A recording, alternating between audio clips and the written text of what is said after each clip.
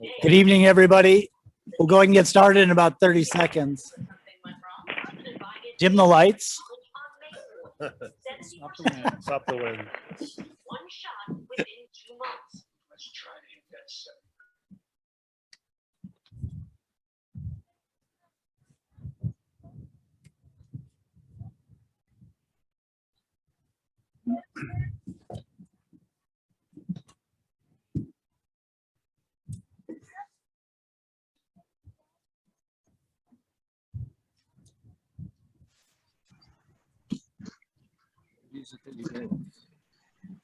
What is it that I do?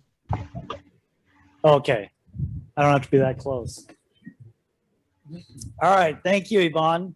Well, welcome, everybody, and thank you for attending. It's been a while since we've been in a group and outside, so it's nice to see you with faces uncovered. Welcome. Thank you for attending the community wildfire presentation. It's really an opportunity for us to share with you how we're prepared for emergencies and how we're preparing for, again, another wildfire season, which we're already in. I'm here with our Public Works Director, Bob Harari, our Fire Chief, Gaudens Panholzer, and myself, Paul Tomasi, your Police Chief. So thank you again for coming.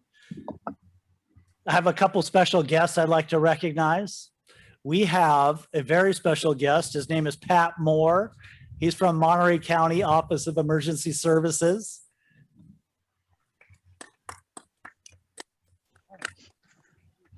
Pat is going to help us with our alert that we're going to test a little bit later. And Pat is on his last week with the county. He's retiring July 1st. And we're going to miss him. I also want to recognize members of our community emergency response team who are in attendance and over here with a table. We have a group of about 30 volunteers who help, and they've helped quite a bit this past year with the pandemic and other emergencies. 6:30. So thank you for coming. Check out their table.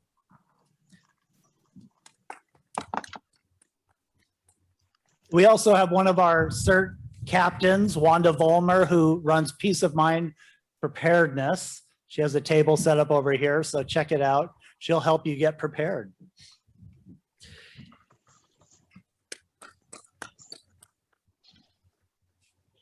In our audience, we have our mayor, Mayor Dave Potter.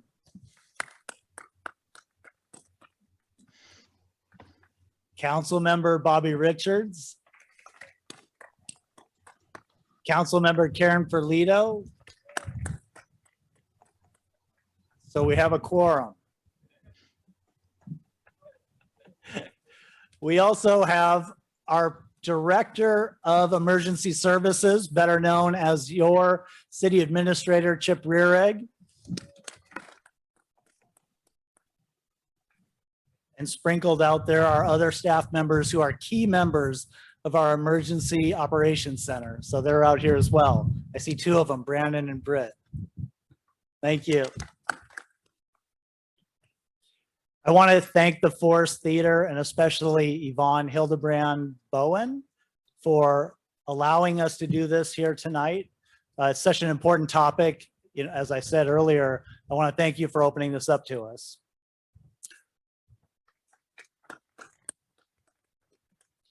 Also, our IT department, Joel Staker and Sebastian, for setting this up so we can actually do it. And we're not quite ready for full live audiences, so we actually have this going on Zoom as well. So if you're on Zoom, welcome. We're going to also record this and put it on our website so you can watch it later if you miss something or you're just bored. It'll be available for you. So welcome. With that little bit of information that we're doing this Zoom and live, we're not going to open this up to questions tonight because it's just going to be too confusing with Zoom questions and live questions. But what we are going to do is we're going to stick around afterwards for the community to come up and just talk to us and ask us whatever you want.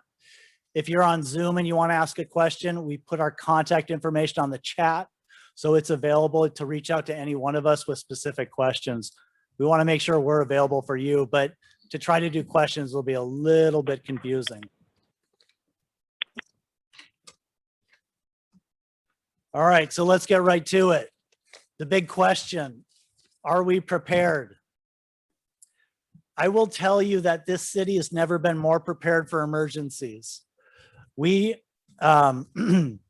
we have experienced staff members, including your panel here, to handle any emergencies that comes our way. We have the most updated alerting system around. It's Alert Monterey County. And again, that's why Pat's here to help us, show us how that works. But we also have some old technology in our community that we rejuvenated a couple of years ago, and that's the siren on the fire station. And we're going to test that tonight so we see how well it works.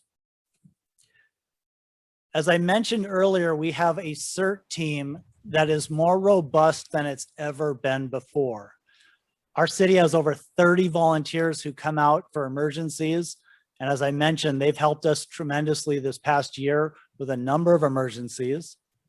So we have over 30, but if you include Monterey CERT, Big Sur CERT, Carmel Valley, you have over 200 volunteers that can help in an emergency. And that resource alone is instrumental in us getting through emergencies. Over the past year, we've been tested quite a bit by emergencies. We had the pandemic. Oh, I'm sorry, we still have the pandemic. Pat, what day are we on? 480. It's still an active EOC operation through the county and through our city that's going on. We also had flooding back in February as a result of an atmospheric river that came through, which required evacuations of the south end of town. We also endured 3 major wildfires just in our area last August, the Dolan, the Carmel, and the River Fire. I'm sure many of you were impacted by that. So we're tested. We've never had more training and more experience in emergencies. So we're ready for emergencies. But I want to share briefly what else we've been doing to prepare. On June 1st, Council adopted our new emergency operations plan, which is updated every 2 years. So that's available to you on our website. It is 412 pages of riveting reading. So if you can't sleep at night, open that up. It'll tell you everything you need to know about how we're prepared. We're currently completing the 5-year hazard mitigation plan with the County Office of Emergency Services. They presented at our June council meeting an update of where they are with that plan. And then this past week, we participated in training to further update it and get it going. We've been working this past year, 2 years on a major county evacuation route update. We've been working on that with all agencies, police, fire, EMS, CHP, Caltrans, sheriff. Who else? I left out probably a few, but it's a collaborative work to really build a comprehensive evacuation plan that we could use. But, oh, I could talk about tsunamis too. We did an update this past year of the entire West Coast inundation plan. We also in March participated in desktop training on tsunami preparedness. So are we prepared? Yeah, I'd say we're prepared. But the big question is, are we prepared for wildfires? And I'm sure that's why most of you are here. So I want to turn it over to our fire chief to talk about that, and also our public works director to talk about how we're prepared and our response capabilities. So take it away, chief. Thank you, Paul, and thank you all for being here tonight. I want to start a little bit, at first talk a little bit about wildfires and kind of some of the factors that influence how they burn, so that, I think I'm getting a little feedback here too. I hope it's okay for you out there. Kind of to help understand how or what the risk is of a wildfire. This is designed to maybe alleviate and calm some fears, but it's also not to make sure that you're not complacent, because we definitely are at risk here. As you all know, California experienced its worst fire season last summer in recorded history. And this year is not shaping up to look like it's going to be any better. There's 3 major factors that influence a wildfire. And so those are the things that we consider when we fight a fire, but it's also something we need to think about when we look to how do we prevent the fire, or how do we prepare to slow its spread. First one is weather. And on a windy day like today, it's an excellent example of this is not good weather if we had a fire, because the erratic winds cause erratic fire behavior. We are rather fortunate in this area because we don't have some of the really bad weather effects that other parts of the state have. We don't have sustained 90, 100-degree days throughout the summer that really dry things out. We also typically don't get the phone winds that come off of the high desert, and they're the hot, dry winds. You probably heard the referral of the Santa Ana winds, although I kind of a little worried about what's picking up here right now. And so we have a little bit less of a risk because of that than other areas, but we certainly get these kinds of winds, the afternoon winds, and they certainly can influence how a wildfire should behave once it starts. We also have a real big blessing, and that's the big air conditioner out to the west here called the Pacific Ocean. That keeps the humidity up a lot, so we don't have typically the very dry conditions where humidity drops down into the teens percent. So we are a little bit better off here than other parts of the state, but we certainly shouldn't let our guard down. The other factor, the second factor that influences how wildfires behave is fuel. And you just have to look around and you see fuel. And fuel isn't just the trees and brush and grass, it's also your homes. If you look at some pictures that came out of the Paradise Fire a couple of years ago, there are neighborhoods, entire neighborhoods, where the trees are still green and standing and all the homes are leveled. At that point, the wildfire was jumping from one house to the next and not even touching the trees. So we need to be careful about how we build inside our forested village here.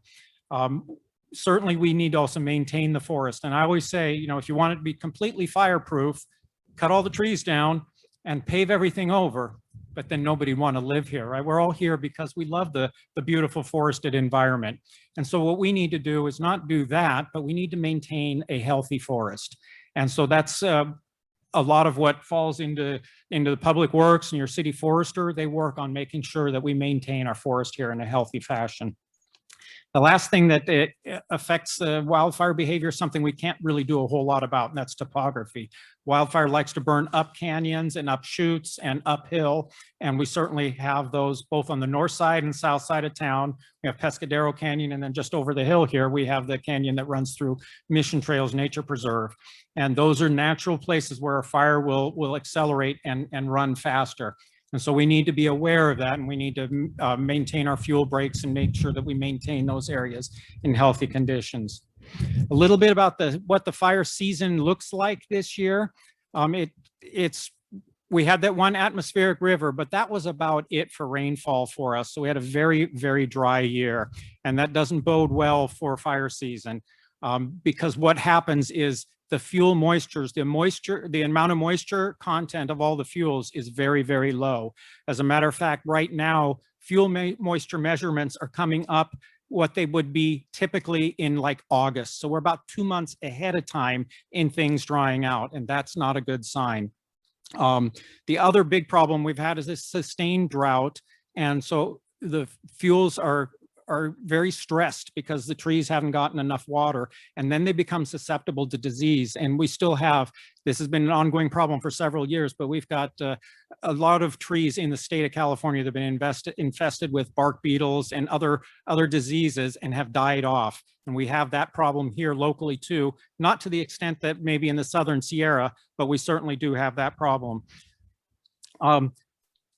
The other thing that's an indication of what our fire season might be like this year is, to this date, by today this year, there have been more wildfires in the state of California than there were by this date last year.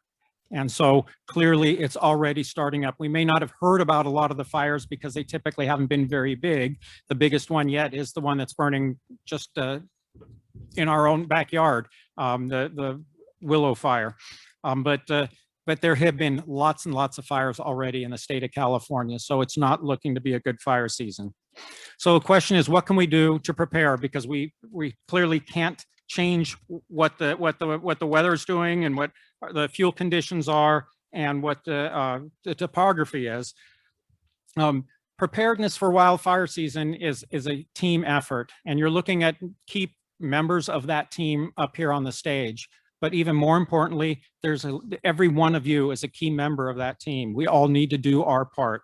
What we've done in the fire department is we always do annual training of all of our personnel to get their skills up in wildfire firefighting and to make sure that our tools and equipment are ready for that.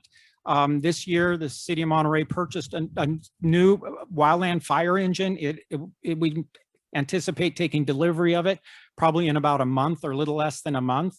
And so it'll be the second one. And in a wise decision on the behalf of the city manager's office and the council, they decided to keep the one that's got a few years on it. So we'll have 2 available. We use that engine actually a lot to help out throughout the state of California because we have a wonderful mutual aid system here in the state of California. And so we tend to go out and help other communities, and they would all, of course, come here if we had a major fire here, as they did last year. You probably saw fire engines from all over the state of California and even outside the state of California driving around town during the major fires last year. And that's because of that great mutual aid system. But with the second new engine now, we can make sure that we always have one available and in service here at home, even when we send one out to help elsewhere in the state. We also, every year, we increase our response level. So in the middle of winter, if we get a report of smoke in the trees or something like that, we don't send as big of a response as we do now. And that gets supplemented by a huge response also from our partner agency, CAL FIRE. They will send a state fire, a large response of the state wildland fire engines. They also make available to us their aerial fleet, so we get helicopters and aircraft and all that, and that's all on the initial dispatch. So as soon as you call it in, when we get notified, they get notified, and we're all coming all at the same time. And as I said, if the fire warrants it, we can immediately ask for many more resources.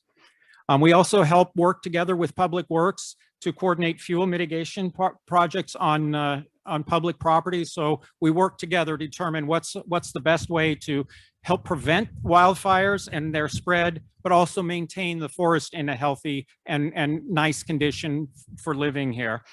And then I want to acknowledge the volunteer efforts in preparedness. We have the Friends of the Mission Trails Nature Preserve has done a phenomenal job in the park there to start to eliminate a lot of the fuels and to try and restore it actually into a healthy condition. It's the invasive species that we have a lot of here that create a huge fire risk for us. So done a great job there. Lastly, what we've been doing, we started the beginning of this month, is what we call our defensible space inspection program. We will inspect every single parcel in all the jurisdictions that we serve to make sure that people are preparing for and maintaining their homes in a safe condition, clearing fuel around it, making sure that branches hanging over the home are trimmed back, that you don't have leaves built up in your gutters, that your grass is mowed, things like that. And so we'll go around, and if you go to the City of Monterey Fire Department's website and you follow the link to prevention, and I have business cards that actually have the links in a QR code you can come and get afterwards. But if you follow the link to the fire prevention page on the left-hand side, about halfway down, there's a link where you can actually look at the defensible space map and see what the status is of all the parcels in the area. It's a GIS-based thing. And when our folks are out there doing the inspection, they immediately enter the information so it gets updated right away. So you can see how your property, whether or not it passed, as well as if your neighbor's properties are in good condition. Green is good. You want the property to be colored green on the map. So last thing I want to talk about is what can you do? Well, in discussing this defensible space inspection, what we want you to do is we want you to create and maintain a defensible space around your home. When you leave, over on the table there that the CERT has and Wanda has, I put some flyers down about defensible space, and it's actually the latest iteration of that, because we found that the space right next to your home, the first 5 feet away from your home, are the most critical, and we need to get rid of almost all the vegetation out of that area. So these are the updated versions of that call for 0 to 5 feet, should have virtually nothing but hardscape, especially not the tam bark or things like that, because that embers land in that, and that's what can start a fire burning close to your home. And then there's a space that's 5 feet to 30 feet where we want you to prune up your trees 6 feet and keep the grasses mowed low. and make sure that there's no branches in the trees that are overhanging your house, et cetera. And then from 30 feet out to 100 feet from your home, you should thin the forest and also maintain the fuels in a little bit less of a as much as in the closer space. A question that always comes up on that, though, is what happens when it's my property line and becomes the neighbor's property? All of this stops at the property line. Your neighbor might get a little upset if you start pruning their trees or plants. So that's the most important thing you can do, is make sure that the home that you live in is protected against or to the extent you can against a wildfire. The other thing, please sign up at alertmontereycounty.org. That's also on the city website.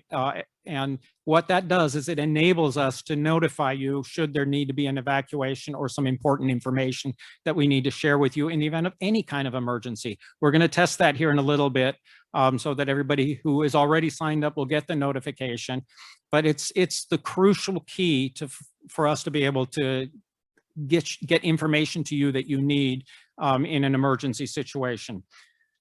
Have a go kit packed and ready. You don't want to, when the evacuation order comes in, you don't want to be looking around your house. Where's that important piece of document? Where's some cash? Where's the medications that I absolutely have to take every day? All those things, you want those all ready to go in a kit that you can grab and get in the car and go. Have a have a plan for when you have to evacuate.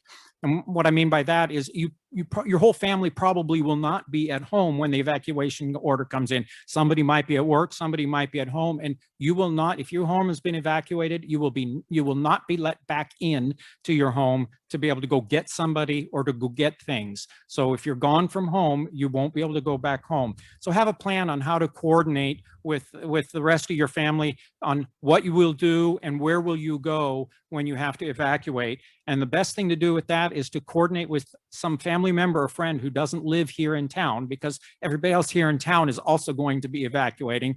But your friends that live up in San Jose might be a good contact point. Everybody can call them to make sure everybody's okay, et cetera. So those are some of the things that you can do to be prepared.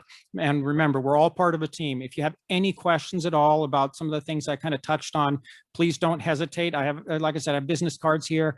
Contact our fire prevention division, and they will be more than happy to come out and work with you on home hardening things or defensible space, et cetera. We really want to help you be safe. Thank you. And I'll turn it over now to Bob. Thank you both chiefs. I view this as a partnership between police, fire, and public works. It's not that we're doing different things. There's some overlap and we're working together for the interest of the public. Public works, we are considered first responders, but basically our job is to provide support and logistics to fire and police. What we can do is provide traffic control. We can close streets that need to be closed or provide detours. We can call in contractors rapidly to provide heavy equipment. We can coordinate with the utility companies, turn power off or power on or whatever we got to do with them. Really, depending on the emergency, we might need to have bring out contractors to clear trees that come down, especially during the storms. We might have traffic signs that fall down that need to be restored. We also have to respond to when there's a pollutant discharging into the storm drain. So we really have a variety pack of things we got to be concerned about. We can also perform rapid condition assessments in God forbid case of an earthquake. From Public Works perspective, there's three areas of the city that give us a little bit of concern. The first one is Pescadero Canyon, and Chief Banholzer kind of talked about that. We have had a lot of comments and questions. Why don't we use goats to eat the weeds, I suppose. Yeah. Eat the weeds. We tried that. The canyon is too steep and too small to bring goats down there. We don't want goats falling off the cliff either. So that idea is out. We do weed whacking, we do tree pruning, we cut down some dead trees. So we do what we can in Pescadero Canyon. Another area that's of minor concern is the Forest Hill Park. We do have some dead wood there. We have our in-house forestry staff is being trained and provided equipment so we can do more and more of our work ourselves at a cheaper cost to kind of clear out the extra brush and the dead trees and things. But really, the main concern I have, and most of us have, is Mission Trails Nature Preserve. And before I go into the details about the preserve, I wanted to recognize a few additional people. Representing the Friends of Mission Trails Nature Preserve is Karen Ferlito, who's also our councilwoman, and Greg D'Ambrosia, who I don't think is here, but he's been doing a great job for years with the Friends group. The second Saturday morning of every month, we have the Weedies group. They go in and they clear ivy and weeds and collect fire fuel and things like that. Wanted to recognize the Friends of Lester Roundtree Native Plant Garden that do more of the same, and Mary Ann Lloyd as well, who's leading that effort. We have master gardeners that have been out there helping. We have had Me Earth students. We've had Boy Scout Troop 43 out there. And we also have our project biologist is Nikki Needoff. So really working together collectively, we've been doing a lot of work out there in the preserve. So in the reserve, in particular, the fire resilience activities that we've done just in the past 3 or 4 years, we've generated over 150 large piles of fuel. All of those piles have been picked up by Public Works. The majority of that material has been converted to mulch, so very little of it goes to the landfill. But those piles really been generated by the Weedies and the Friends of Mission Trails. City staff has contributed to it, but the lion's share of that work has been done by volunteers, and we really appreciate that. We do mow the Martin Meadow after the Hickman's onion season. I believe it blooms. We do weed whacking. The Friends group has cleared out trails, especially the Doolittle Trail has been doing a great job. Sarah Trail's looking better. I started 4 years ago, and I go out there every once in a while. And I said, like, it's a real, maybe you can't see it day to day or month to month, but over the past 4 years, that Mission Trail Nature Preserve has really come a long way, looking a lot better, a lot cleaner. The city has spent over $140,000 to remove dozens of invasive and non-native or dead trees, particularly eucalyptus and acacia. We've also invested in removing ivy and other weeds. It's an ongoing process. We try to do a little bit more each year. In 2018, we had a Parks Open Space grant for $25,000 for fire fuel reduction. That was successfully accomplished. And just 2 weeks ago, we were awarded a $45,000 grant from the California Coastal Conservancy to continue our fire fuel reduction process. And for this particular grant will be mostly on the south side of Mission Trail, on the southwest side, I believe. A couple of weeks ago, the Planning Commission recently approved a 5-year extension for the coastal development permit, so we can continue to work with the preserves master plan and baseline biological assessment and perform all our maintenance activities going forward.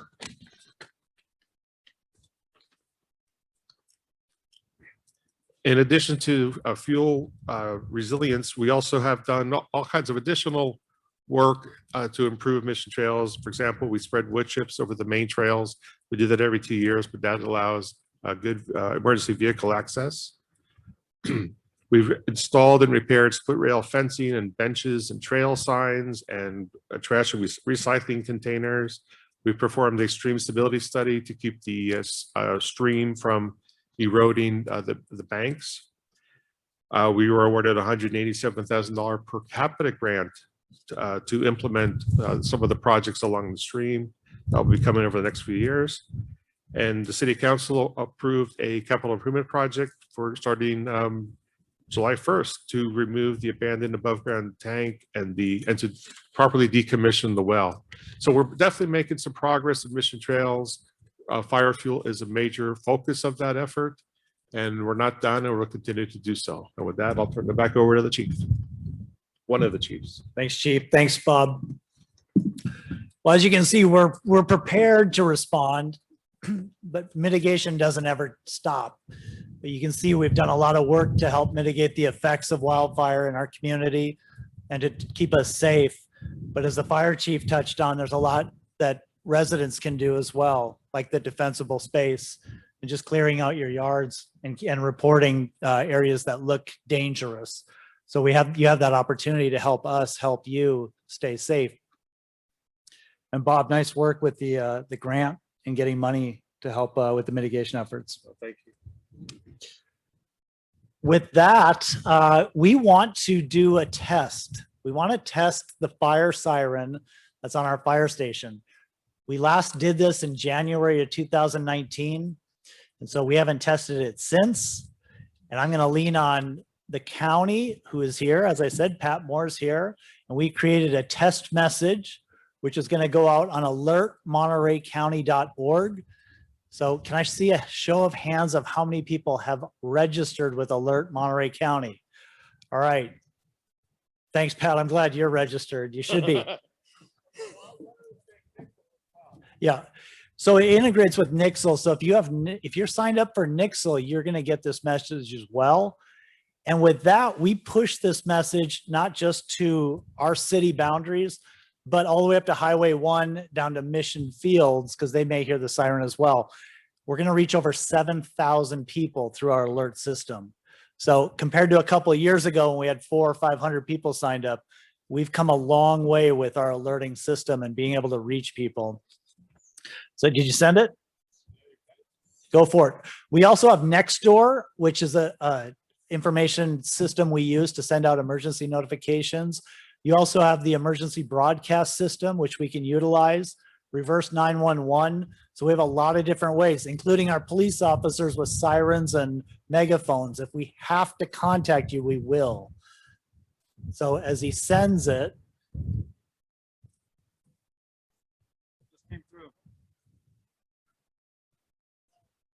all right, people are getting it.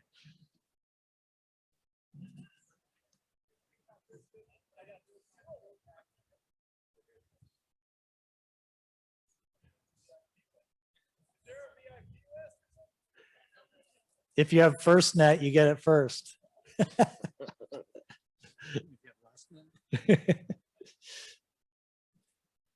All right, so we have the fire station. I just texted them to, that's how easy it is. If we have to send a message, we just call Monterey County with our message and they'll send it out. If they're busy, the county office of emergency office, meaning Pat and his crew, will take over with notifications. So we'll get a notification out quickly. All right, here we go.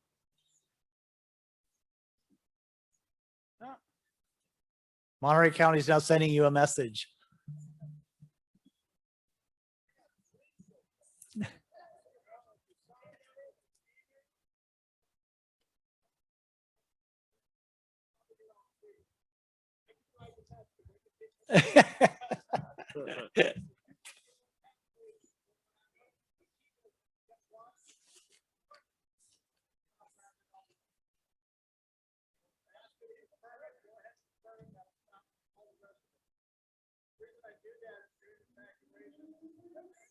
There it goes. 30 seconds. I told him about 20.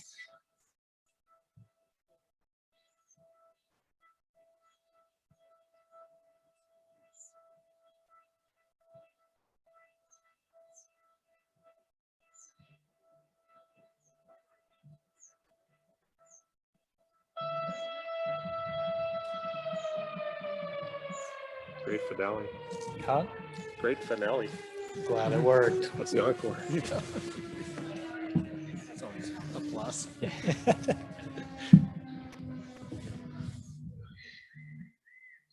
Lights dimmed everywhere. I'm sure everybody heard that. You know, again, that's how easy it is for us to alert you. And we're all familiar with, obviously, the fires last year and what happened in Paradise a couple of years ago. We're very fortunate to have that siren on the fire station so we can get notification. If it's the middle of the night, you're going to hear that all the way into Pacific Grove. It's that loud. So we'll be able to wake you. The idea behind the siren is if you hear it, check your phone, because we're going to alert you and then send you critical information on your phone.